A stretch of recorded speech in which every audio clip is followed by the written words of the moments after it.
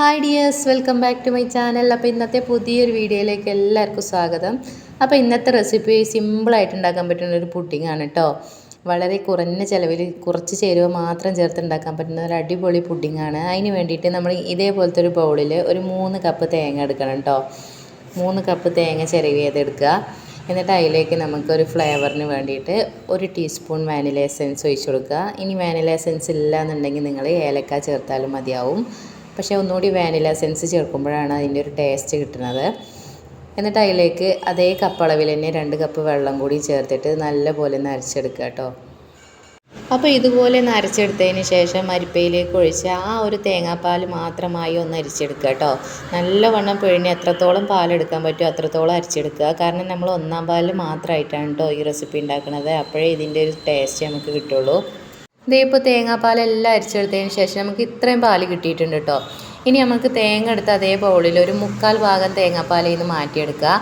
എന്നിട്ട് അതിലേക്ക് ഒരു 3 ടീസ്പൂണ് കോൺഫ്ലവർ ചേർത്ത് നല്ലതുപോലെ കട്ട കൂടാത്ത വിധം നല്ലതുപോലെ ഒന്ന് മിക്സ് ചെയ്തെടുക്കുക കേട്ടോ. നന്നായിട്ടൊന്ന് മിക്സ് ചെയ്തെടുക്കുക. എന്നിട്ട് നമുക്കൊരു സൈഡിലേക്ക് മാറ്റി വെക്കാം. ഇനി ഒരു പാൻ അടുപ്പത്ത് വെച്ച് അതിലേക്ക് നമ്മൾ തേങ്ങാപ്പാൽ ഒഴിച്ചു കൊടുത്തതിന് ശേഷം മധുരത്തിന് ആവശ്യമായിട്ടുള്ള പഞ്ചസാര ഒരു 1/2 കപ്പ് പഞ്ചസാര മതിയാവും കേട്ടോ. പഞ്ചസാര ചേർത്ത് കൊടുത്തതിന് ശേഷം നല്ലപോലെ ഒന്ന് ഇളക്കി കൊടുക്കുക കേട്ടോ. ഈ പഞ്ചസാരയൊക്കെ നല്ലപോലെ ഒന്ന് മെൽറ്റായി വരട്ടെ.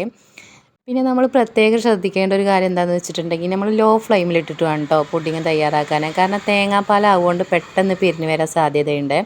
അപ്പോൾ ചെറുതായി ഒന്ന് ചൂടായി വന്നതിന് ശേഷം നമ്മൾ നേരത്തെ മാറ്റി വെച്ച കോൺഫ്ലവർ ഒന്നുകൂടി ഒന്ന് ഇളക്കി കൊടുക്കുക. കട്ട പിടിച്ചിട്ടില്ല എന്ന് ഉറപ്പ് വരുത്തിയതിന് ശേഷം മാത്രം നമ്മൾ കുറേശ്ശെ ആയിട്ട് ഇതിലേക്ക് ഒഴിച്ചു കൊടുക്കുക കേട്ടോ. എന്നിട്ട് കൈവിടാതെ നല്ലപോലെ ഒന്ന് മിക്സ് ചെയ്ത് കൊടുക്കുക. കൈവിടാതെ തന്നെ നമ്മൾ നല്ലപോലെ ഒന്ന് മിക്സ് ചെയ്ത് കൊടുക്കണം കേട്ടോ. കുറച്ച് കഴിയുമ്പോഴേക്കും അത് നല്ലതുപോലെ കുറുകി വരും. ഈ ഒരു പരുവാകുമ്പോഴത്തേക്കും നമുക്ക് ഫ്ലെയിം ഓഫ് ചെയ്യാം കേട്ടോ. ഈ ഒരു ടൈമിൽ നിങ്ങൾക്ക് വേണമെന്നുണ്ടെങ്കിൽ മാത്രം കുറച്ച് ഉണക്കമുന്തിരി ചേർത്ത് കൊടുക്കുക കേട്ടോ. കാരണം നമ്മൾ ഈ പുഡിങ് കഴിക്കുമ്പോൾ ഇടയിൽ കടിക്കാനായിട്ട് നല്ലൊരു ടേസ്റ്റ് കിട്ടും.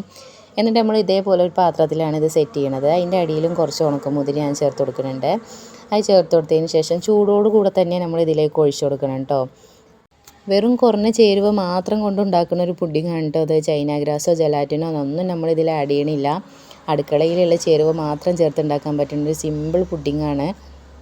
ഇപ്പോൾ ഇതേ നമ്മളെല്ലാം ഇതിൽ ഒഴിച്ചു കൊടുത്തിട്ടുണ്ട്. ഇനി ഇത് നല്ലതുപോലെ ഒന്ന് ചൂടാറി വന്നതിന് ശേഷം മാത്രം ഫ്രിഡ്ജിൽ വെച്ചിട്ട് ഒന്ന് തണുപ്പിച്ചെടുക്കുക കേട്ടോ. ഒരു 2-3 മണിക്കൂർ വെച്ച് അത് നന്നായിട്ട് സെറ്റായി കിട്ടും.